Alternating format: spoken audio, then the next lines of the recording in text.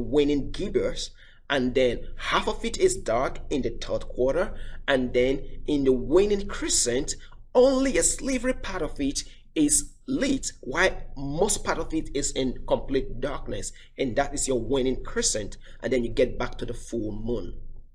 Observe, if you will, these are just complete opposites. The full moon opposite to the full moon, completely dark, completely lit. First quarter and third quarter, they are almost the same but opposite. The right hand side is lit, the left hand side is lit for the third quarter.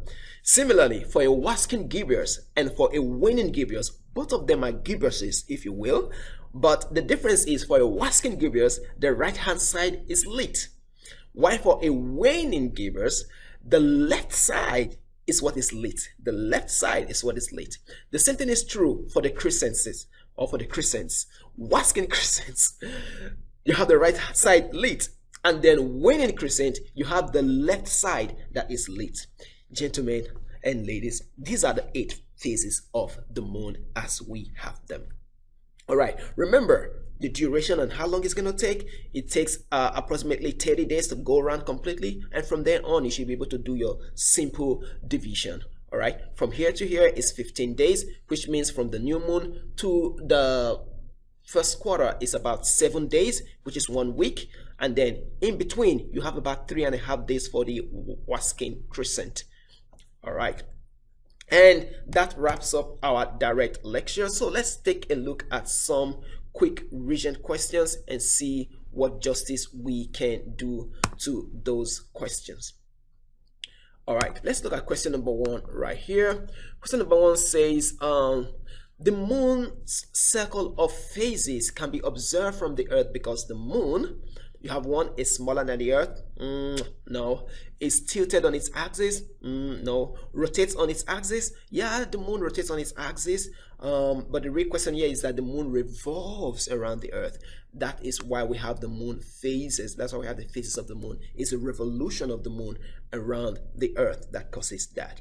Also note, as we discussed previously in our previous lessons, when astronomical objects are revolving around another astronomical object, they do so in ellipses. All right, they do so in ellipses, which means there will be a time where they will be closer to the object they are orbiting around, and there will be another time where they will be farther away, which is the perihelion and the aphelion. The same thing, the moon goes around the earth in an elliptical orbit, which means at some points in the month the moon is a little bit closer to the earth, and at other points the moon is a little bit farther.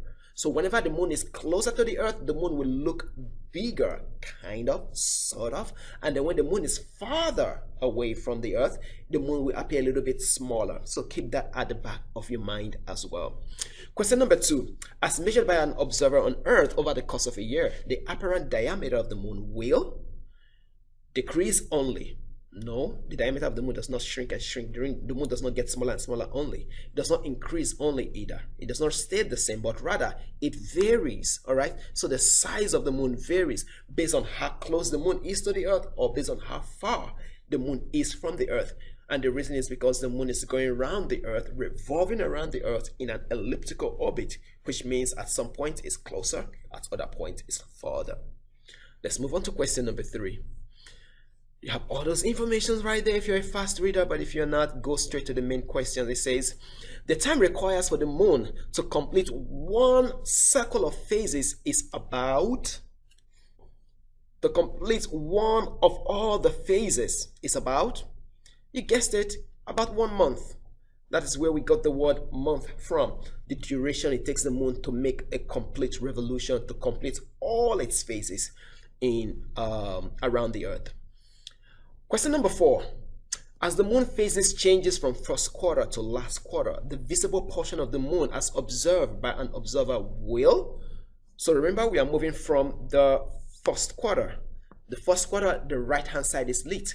The last quarter, which is the third quarter, is the left hand side that is lit. So as we move from the first quarter, we get to the full moon phase, which means more and more of the moon is being lit up.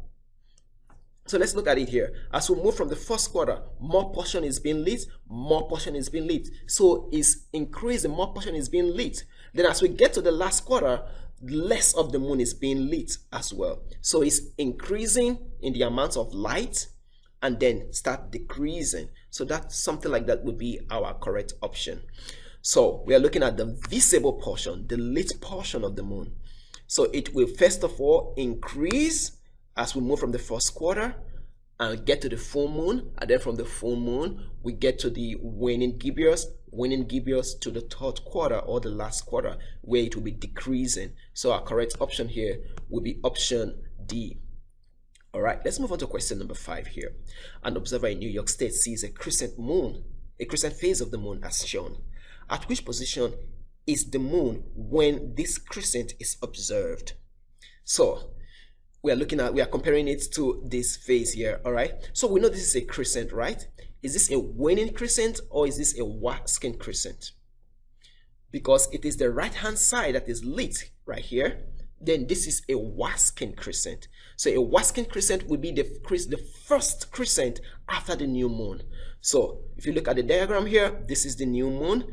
So the first crescent after the new moon, this is position number 2. So position number 2 would be the waxing crescent, which is what is represented by this lovely diagram here. So our correct answer here would be position number 2, waxing crescent. Question number 6 here says la la la la la la la la, and all those beautiful information there. And then the real question here says, which diagram best represents the moon phase observed on June 11th? So look at the phase, look at the diagram carefully. You have the dates of June here, and we are looking at June 11th. So if you're looking at June 11th right here, then we should be able to draw it up. June 11th will be something between the first quarter and the full moon. First quarter and the full moon, something between the first quarter and the full moon. So we are definitely in the waxing phase of the moon, because more and more of the moon is getting lit. So what would that be? It should be definitely be lit from the right hand side. So that should be like this